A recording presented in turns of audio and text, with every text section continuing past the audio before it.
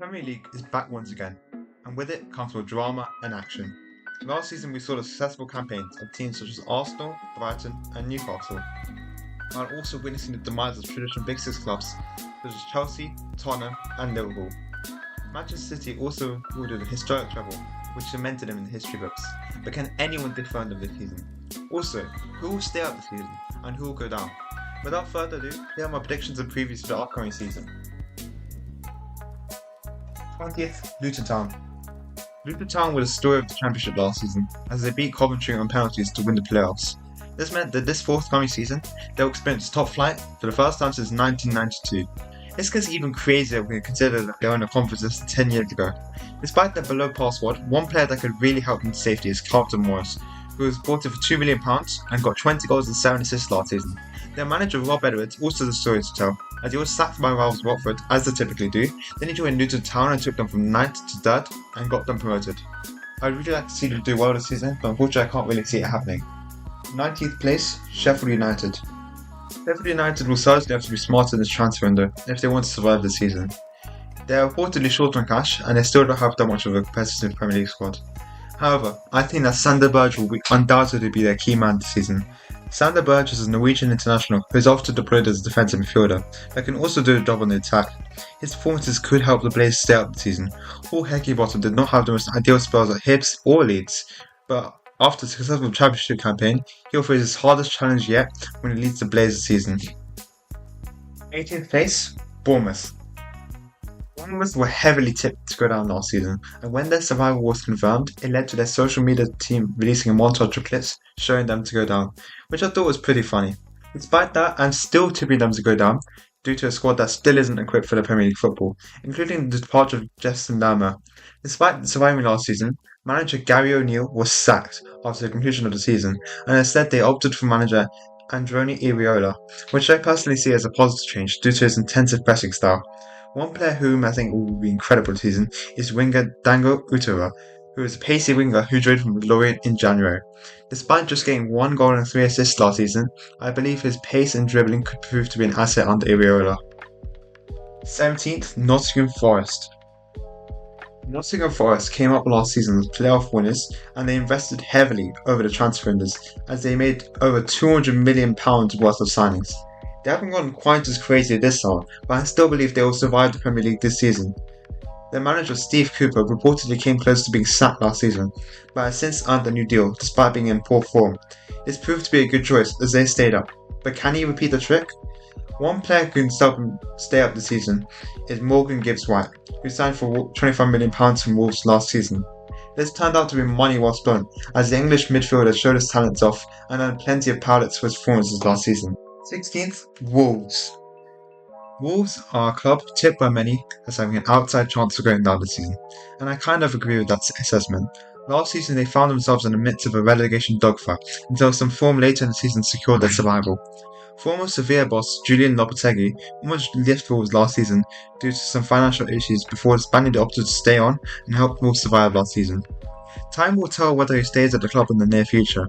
Their main man this season should be Portuguese midfielder Mateus Nunes, who signed for about £40 million from Sporting and has tried to interest some other clubs ever since due to his great performances. 15th, Burnley. Burnley stole the Championship title on their first season back since their relegation, picking up the title and 101 points along the way. Their style of football has also seen changes from the Sean Dyche era, as they play on the front foot a lot more. This is in part to manager Vincent Kompany, who has turned the traditional defensive Burnley into a more modern team that build up in styles similar to Pep Guardiola and Mikel Arteta. I think that Josh Brownhill will thrive in the Premier League, as he got 15 goal involvements last season and he bossed the midfield in the Championship. 14th, Everton. Everton survived relegation by the skin of their teeth last season, as they were involved in a final day relegation battle along with Leicester and Leeds. Ever since Sean Dyche was appointed, he has been very shrewd in the transfer market for players that would fit his system, and he's slowly been building a foundation for the style of football he wants to play. Belgian defensive midfielder Amadou Onana has been an absolute gem in midfield for Everton at just age 21, and he will only continue to improve this season. 13th, Fulham. Fulham was among the success stories of the Premier League last season, as despite being fit for the drop, they instead comfortably survived and claimed a top 10 finish. It is often the second season syndrome when newly promoted clubs do well on their return, with a prime example being Sheffield United's last in the Premier League. This may affect Fulham, especially transfer discourse surrounding star striker Alexander Mitrovic, and despite this, they have plenty of quality in the squad to stay up. Former Everton boss Marco Silva did a remarkable job for Fulham last season, which was down to links to big clubs such as Tottenham Hotspur to replace Antonio Conte. Silva has always been seen as a very ambitious coach, which could suit Fulham very well this season. There's a lot of speculation surrounding Portuguese midfielder João Palhinha, as West Ham have really been interested. However, if he does stay on, the former sort of midfielder will be crucial to Fulham's midfield this season. 12th, Crystal Palace. Palace have an exciting group of homegrown players on our hands. The list includes Tyrick Mitchell, Michael Olise and Mark Guehi. However, in my opinion, their key man this season will be Erebere Eze, who has so far done a fantastic job for the Eagles, finishing as Crystal Palace's top scorer last season and making the impression that Wilfried Zaha, who could be replaced after all. Roy Hodgson seems to be aging like fine wine after the rather controversial decision to sack Patrick Vieira. He helped steer the club away from the drop zone and into mid-table, even finishing above two-time UCL winners Chelsea. This earned the 76-year-old the nod for the permanent job this season, as Palace will look to kick on from last year with their squad of very, very talented players. 11th, Brentford.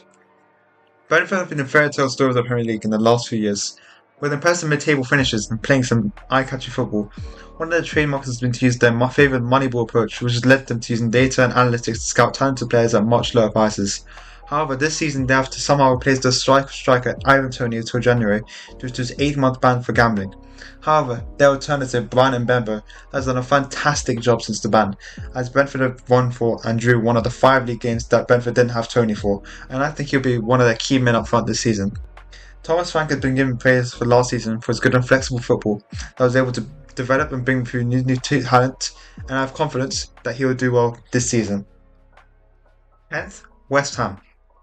This may seem a little controversial due to captain Declan Rice leaving the club for Arsenal for £105 million, as well as the lack of transfer activity so far.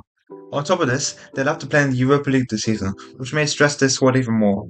However, I think they'll be fairly comfortable mid-table this season due to the strength of their squad, as well as the fact that Tim Steidem, their new technical director, should bring in some good signings eventually.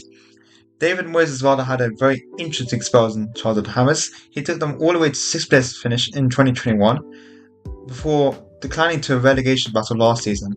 However, he helped them break their long spell without a trophy by winning the UEFA European Conference League. I believe that Lucas Paqueta will step up this season as West Ham's star man, as a creative attacking midfielder oozes class on the pitch and will be crucial for their chance creation. 9th, Brighton. Brighton will face their first ever European campaign in their club's history as they achieved an incredible 6th place finish last season. This, however, will be bittersweet as this may adversely affect their results this season due to subpar squad depth. This is made even harder with the departure of Alexis McAllister to Liverpool and the pension partner of Moise Caicedo to Chelsea. Roberto De Zerbi is considered one of the most influential managers of the last 20 years by Pep Guardiola, and for good reason. The Italian's attacking tactical-based football caught people's attention last season and is under heavy attention from big clubs like Tottenham and Chelsea. Japanese winger Kaoru Mitoma has been an absolute bargain for Brighton, which really emphasises the successes of their database agreement. The 25-year-old arrived from the J-League for just £2.5 million and separated with pace and dribble skills off. He will no doubt be a very key player for Brighton this season. 8th, Aston Villa. Aston Villa are humiliatingly relegated to the Championship in 2016. This shows how much progress has been made since then, as they have now qualified for the UEFA Europa Conference League. This obviously comes with the added pressure of squad depth, but Villa have made incredible signings such as Diaby and Pau Torres, who are both signings who have been expected to be going to elite European clubs, who might be to be absolutely crucial to Villa in the upcoming seasons, as they are both considered level rating players. The real question is, can Aston Villa push themselves into that category? Well, Unai Emery may be the answer. When Unai Emery arrived at Aston Villa, they were in a sorry state, as they'd just lost 3-0 to Fulham and they'd sacked manager Steven Gerrard. Well, Unai Emery revolutionised Aston Villa and made them go on an insane run of form, which ended up with a European spot in the end of it. 7th, Tottenham Hotspur. Tottenham. Where do I even begin? Last season we were expecting to have one of the best seasons in recent years. Reality, we were knocked out of the UCL by AC Milan, we were knocked out of the domestic competitions by championship teams, fired Conte, hired Stellini, lost to 6-1 to Newcastle, sacked Stellini, hired yet another interim manager, and failed to qualify for Europe for the first time since 2010. What makes this even worse is that record goal scorer Harry Kane has only got 12 months left on a 6-year deal. The expectation is that he either leaves in the summer for an important fee or leaves at the end of the year on a free transfer. Personally, I think Ange Postecoglou is a great appointment by Spurs and he's going to do a good job this season. However, without Harry Kane and a poor defence, Spurs could continue to struggle this season. If Kane does leave, I believe that England international James Maddison could step up and become a very key player for us. The attacking midfielder got 19 goal contributions in the Leicester side that were relegated, so with better quality attack, we can bring Spurs' creativity back than the Riston Ericsson days. Next, Chelsea. Chelsea suffered one of the worst campaigns in their history, despite spending the most odds of any club has ever spent in a season, as they struggled to a 12th place finish with Frank Lampard at the helm. To get into perspective how bad this campaign was, they were close to lead to the 19th place, then Brentford in 9th place. The rebuild has already begun at Stamford Bridge with a mass exodus of players leaving Chelsea, many of which were involved in the 2021 UCL win. Pochettino is a fairly safe appointment for Chelsea, although it does hard from a Spurs point of view. At Spurs, he was able to craft an incredible squad and really should have won a trophy. Can he bring it at Chelsea the same way? One area in which Chelsea really struggled last season was up front, but the issues may be resolved with Christopher Nkunku. His dribbling and finishing skills won the Bundesliga Golden Boot last season, and I believe that this will translate well to the Premier League and will solve a key issue for Chelsea in attack. Fifth, Newcastle. Newcastle fans are going to be having the most exciting seasons of their lives as they'll finally experience UCL football at St James Park this upcoming season. This season is all about the UCL as well as trying to break that 57-year drought without a trophy. The fact that they achieved UCL football last season despite being the relegation candidates just shows how far manager Eddie Howe has come. No, not Jason Tindall, Eddie Howe. The charts show that despite the PAIF funding from Saudi Arabia, Newcastle has still not been spending as much as big clubs such as Chelsea and Tottenham, and lots of praise must be given to Eddie Howe for making them look like contenders within 2 years. The star player of this season will no doubt be Bruno Guimaraes, who's been so crucial for Newcastle that they didn't win a single league game without him last season. Who can blame them? The guy does absolutely everything on the pitch, and he could be a deciding factor for them this season. Fourth, Manchester United.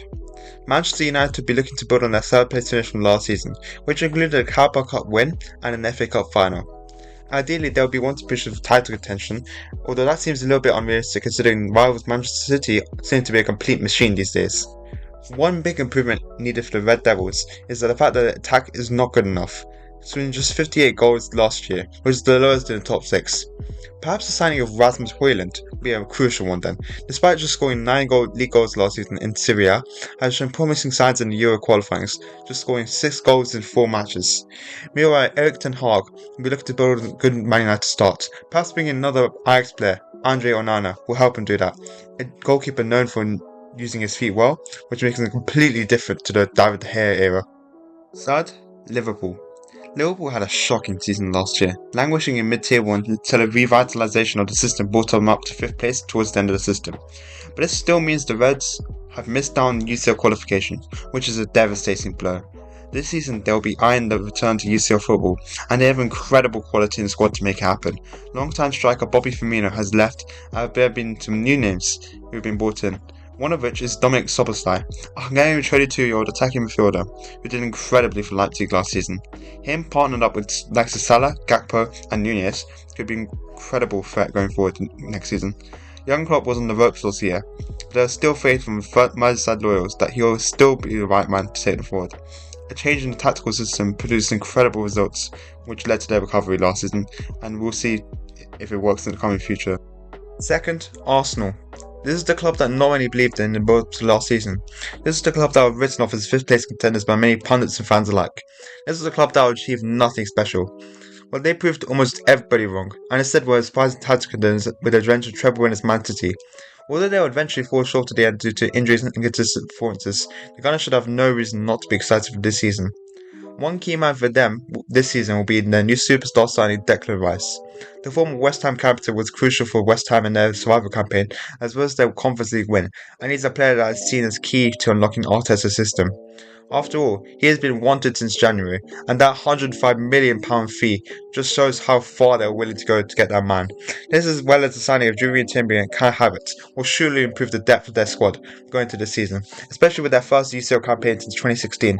The young and upcoming manager, Mikel Arteta, will looking to make progress in all competitions, as well as challenge Man City again for the title. Champions, Manchester City. The FA Cup. The Premier League, the Champions League, Manchester City won it all last season, which put them in the history books as one of the greatest Premier League teams of all time. There's one big outlining question though: how can Man City improve on such a perfect season? The prospect of signing Gvardiol can only help, as he's been crucial to Leipzig at such a young age. The real key player is obviously Erling Haaland.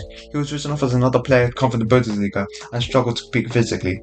That turned out to be completely wrong, as at just the age of 22, he'd scored 36 goals in the Premier League, breaking the record for the most goals in his first season.